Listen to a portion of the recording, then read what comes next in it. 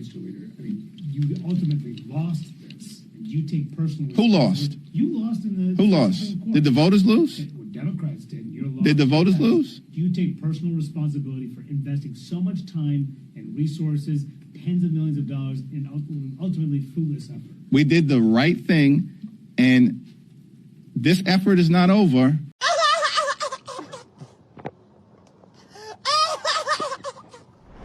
All right, well, in tonight's redistricting news, it is officially over for Virginia Democrats. Their last-minute appeal to the National Supreme Court that we told you was not going to work has officially failed. And as a matter of fact, here's how bad it is.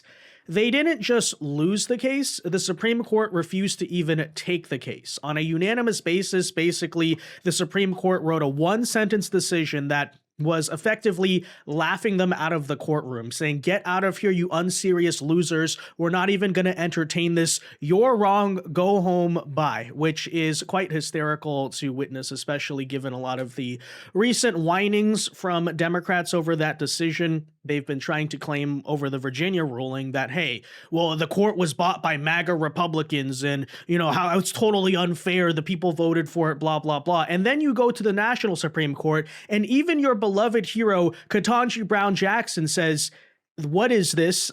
Get out of here. Your stupid challenges to the correct Virginia Supreme Court ruling are not going to work. And they said bye-bye. So that's a pretty hilarious situation that will bring you on one hand. And certainly, not only is it great news for the midterms, not only can we finally put this to rest, how discrediting that is, by the way, for the Virginia Democrats. I mean, that's a humiliation because both Spanberger and radical, violent, murderous lunatic Jay Jones, the very attorney general in Virginia who brought this whole legal challenge, have spent their entire first couple of months, you know, really dedicating a lot of political capital to this redistricting issue.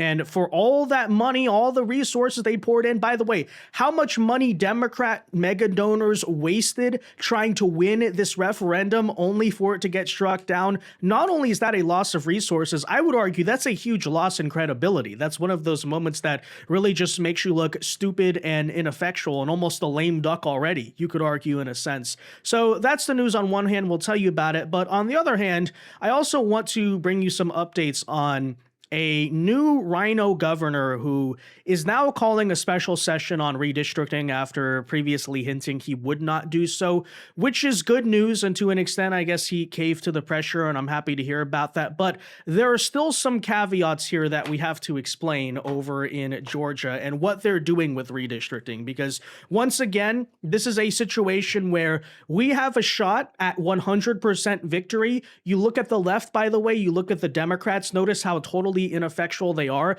Not only do they lose the case on the Voting Rights Act, they can't even, you know, competently make a referendum pass in Virginia or something like that. And then, you know, on the other side, you have Republicans with no opposition. No one's really standing in our way right now on this redistricting issue, having the full chance to go 100%, go all in all the way, and we're refusing to take those opportunities. We're saying, oh, maybe 50% is enough, 75% is enough. I really wonder if Democrats had full political power, whether they would respond in kind, whether they would act like this. Spoiler, I think the answer there is clearly no, but we'll bring you both of these stories, guys, in today's video. First, though, do us a favor.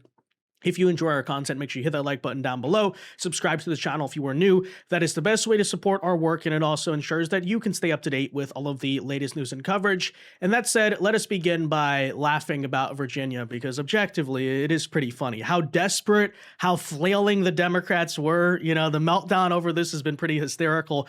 I'm not sure what they were even thinking. You know, total waste of time, by the way, to even try to challenge this in the National Supreme Court. The very Supreme Court, by the way, that Hakeem Jeffries claims is illegitimate in all this stuff. But I guess if the Supreme Court had ruled on their side, you know, was that not an illegitimate ruling?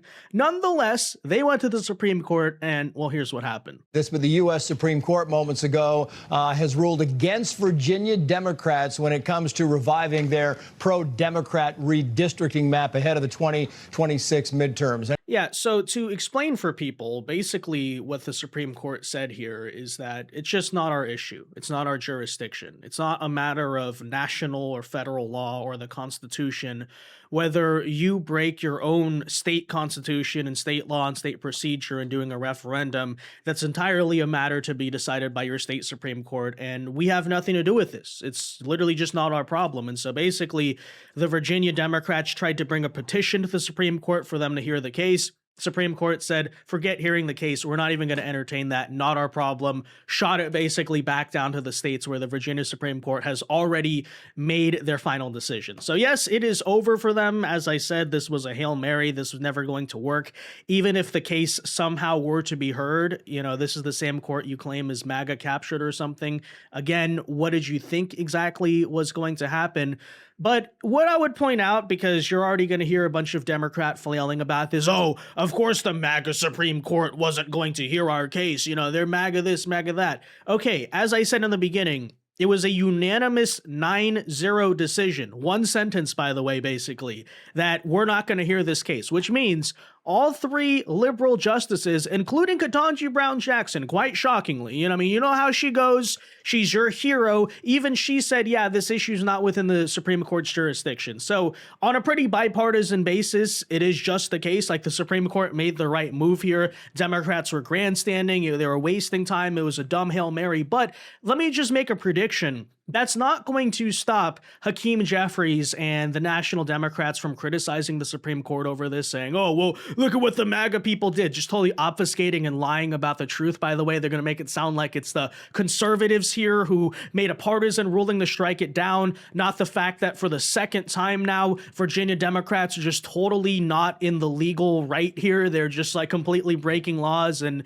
they're clearly not actually bringing any competent or effective legal challenges to anything. So you know how that's going to go. And if I were to guess, very likely Democrats love to engage in this stochastic terrorism act where, they'll say all this stuff that's not true about people, and then leftists will use that as a pretense to try to commit violence. God forbid. I'm just saying that's another fuel to the fire Democrats are going to add here, right? I'm just predicting that right now. Democrats are going to go slander the National Supreme Court, specifically the conservatives on the Supreme Court, and make it sound like they're the ones who blocked Virginia redistricting. Hey, no King's protesters, show up to the houses and stuff like that. When in reality, that's not the case whatsoever. But you know how this stuff goes. They talk about rule of law, yet when they break the law, they whine about it and claim, they should be allowed to break the law. They talk about democracy, but when they lose an election, they literally just start committing violence. But hey, if communists were not playing word games that were just backwards and upside down and not true, then they wouldn't be communists at the end of the day. But there you have it. Okay, great day, honestly. Again, just not sure what Virginia Democrats thought was going to happen here. They're so pathetic. They're so desperate. Now we shift our news, though, to the Republican side. So if Democrats are maybe being incompetent, unfortunately, I would argue Republicans are not being 100% competent either, because we did just get the news out of Georgia that Governor Brian Kemp has officially called a special session to redistrict the state's congressional maps, which is certainly good news. In one of our prior videos on this subject, we were complaining that Kemp said he wasn't going to do anything until maybe later in the decade or something.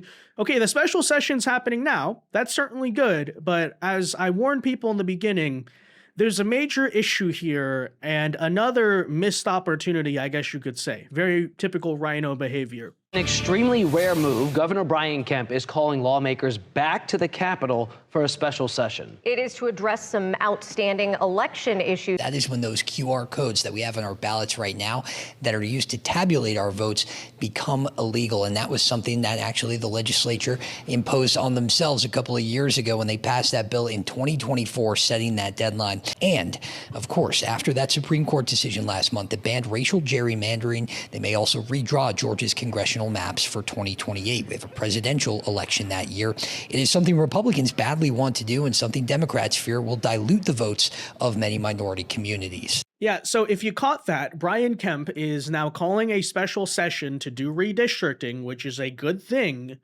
but the maps won't go into effect until 2028. And I think we're all thinking the same thing. Why? What is the point of that? Why can't they go into effect until 2026? Especially if you're going to call a special session right now, you would think, okay, that's why we're getting the legislature together, right? Is so that we can get this done immediately. Oh no, until 2028. Absolutely no sense of urgency. What is wrong with these people? By the way, let's not pretend as if there's not a precedent for this, because we already watched Louisiana settle this issue by doing what? Okay, they did the special session, they need to draw the maps, so they simply pushed back the primary date until August so they could get that done. Okay, you can do this. Turns out you can do things. Virginia Democrats, by the way, did the same exact thing. We actually covered this in the past. They thought their referendum was going to sustain its legal challenges, and so they likewise also pushed back the primary date. It's that simple. You can just push back the primary date and make it go into effect for 2026. But for whatever mysterious reason, Georgia Republicans and Brian Kemp don't want to do that. They want it to go into effect later. Why is that? We'll talk about that in a second. But just one other thing I like to bring up that further undermines any dumb excuses they might bring is that there's actually two key purposes. There's two missions of this special session, both of which involve elections, but in other ways. You might have heard that the other issue the Georgia Republicans are trying to solve is they're abolishing its election security. They're basically abolishing QR codes on the ballots and going to find out a new way to count the votes, overcome a lot of that past drama, especially in 2020. And that's good stuff, right? Happy they're doing that. But apparently, by my understanding, the QR codes on the ballots and those reforms, getting rid of that stuff, the new election security measures will indeed go into effect in 2026 and in those elections. So you see how it doesn't even make sense? If you're gonna do a special session for two things, and one of the things related to elections is already in effect in 2026, why can't the other one go into effect? We don't understand. Like, why? What is stopping you from doing it right now? Well, let me let you in on a little secret. And this is honestly the truth, is that, maybe on the surface, it sounds like a good headline, right? A lot of the South, there's probably a lot of pressure from Republican voters to redistrict. And so some of these RINO states are saying, okay, well, maybe we'll make it seem like we're acting. But the reality, and we've diagnosed this before, I think the honest truth, and maybe the reason why, it's very convenient, they're fine with it in 2028, but they don't want to redistrict before 2026, is because a lot of the RINO Republicans out there, Brian Kemp included, secretly want Republicans to lose badly in the midterms. They don't want us to win. And if you're wondering why that's the case, this is actually very simple. We predicted this in Indiana too. We said, watch what Mike Pence is going to do the day after the midterms if it's a bad night for Republicans.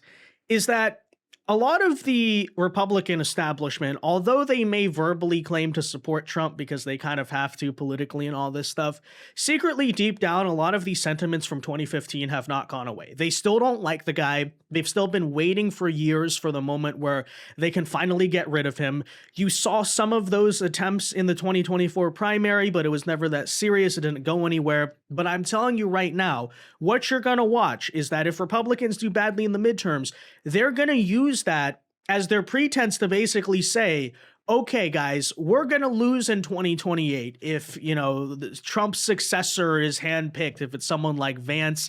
Maybe they like Rubio a little more. I don't know. But even then, it wouldn't surprise me, frankly, if you see a press conference the next day from, say, a Mike Pence or a Ted Cruz or a Nikki Haley, all these people from outside of the Trump administration basically saying MAGA is toxic, MAGA is failed, and because we need to quote unquote win elections, we need to be the candidates and we're going to run in 2028. I'm telling you right now already that's happening. That's happening. And that is exactly why I would argue, for example, in Indiana, their own Republicans sabotage redistricting. In Georgia, by the way, they're maybe playing it smarter, but they're also saying, okay, let's not help our own party in 2026, but for 2028, absolutely, because they're literally hoping that someone like maybe even, for example, Brian Kemp would issue this sort of, Republican establishment, anti-MAGA, RINO primary challenge against him. And yes, if Republicans do badly in the midterms, that's a good pretense. That's actually a good justification to